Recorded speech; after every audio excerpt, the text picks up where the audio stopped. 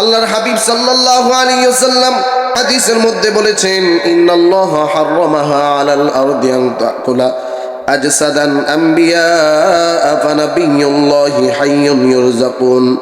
নবী আমার, রহমতের নবী, দুনিয়ার মানুষদেরকে ডাক দেয়া কয়, এই দুনিয়ার মানুষেরা, নিশ্চয়ই আল্লাহ তাআলা জমিনের জন্য নবীদের দেহ মুবারক ভক্ষণ করা হারাম করে দিয়েছেন। জোরে বলুন সুবহানাল্লাহ। আমাদের আকীদা হলো আমার নবী হায়াতুন নবী, ঠিক কিনা জোরে বলেন? আমার নবী জিন্দা নবী। আল্লাহর হাবিব সাল্লাল্লাহু আলাইহি সাল্লাম হাদিসে মুবারকার মধ্যে বলেন, হযরতে আনাস ইবনে মালিক রাদিয়াল্লাহু তাআলা আনহু হতে বর্ণিত, তিনি বলেন, আল আম্বিয়াউ আহইয়াউ ফি কুবুরিহিম ইউসাল্লুনা।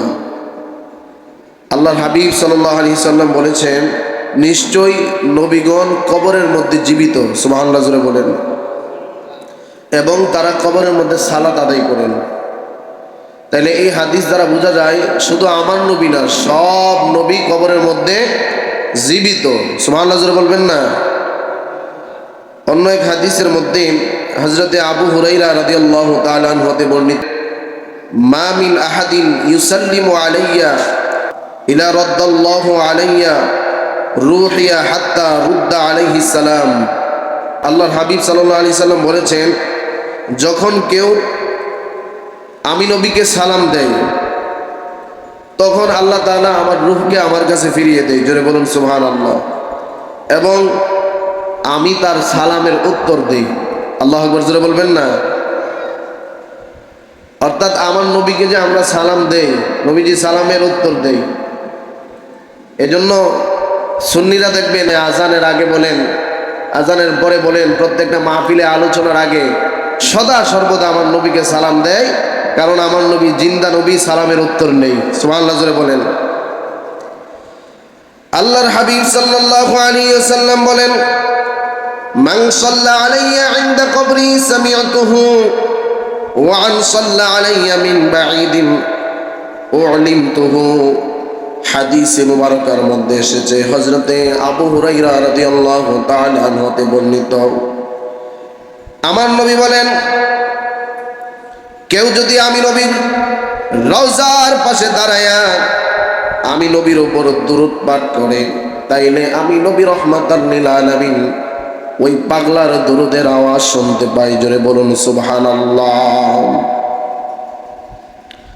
আর যদি কেউ দূর থেকে আমি নবী রাহমাতাল লিল আলামিনের উপর দুরূদ পাঠ করে, তাইলে আল্লাহ তাআলা রহমতের ফেরেশতা দিয়া ওই দুরূদের আওয়াজ আমার কানের মধ্যে শোনায় দেয়। জোরে বলুন সুবহানাল্লাহ।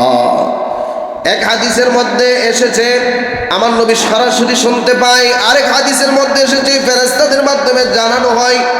এর দ্বারা বোঝা যায় আমার নবী আমাদের দুরূদের খবর জানে কি জানে না, সালাতু সালামের খবর জানে কি জানে না।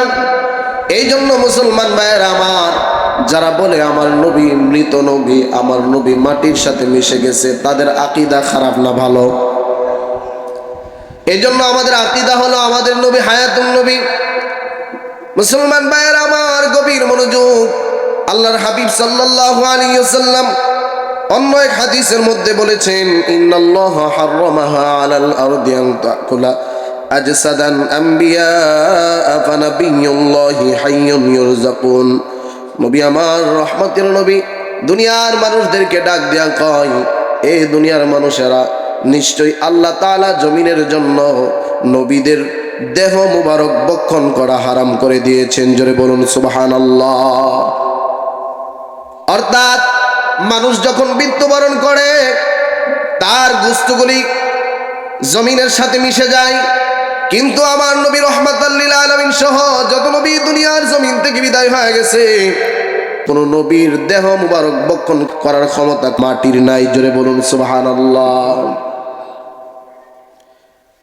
আরে নবী কি, নবীর আশিক তো অনেকে আছে যারা সারা জীবন নবী নবী করছে, এরাও যখন ইন্তেকাল করছে তাদের এই দেহটা মাটিয়ে খাই নাই, ঠিক কিনা জোরে বলেন? এটা তো ডিজিটাল যুগ। আপনারা দেখছেন গত 2 বছর আগে একজন হাফেজে কোরআন কুমিল্লাতে ইন্তেকাল করছে, ফেসবুকে দেখছেন অনেকে। একজন হাফেজে কোরআন ইন্তেকাল করছে 10 বছর আগে।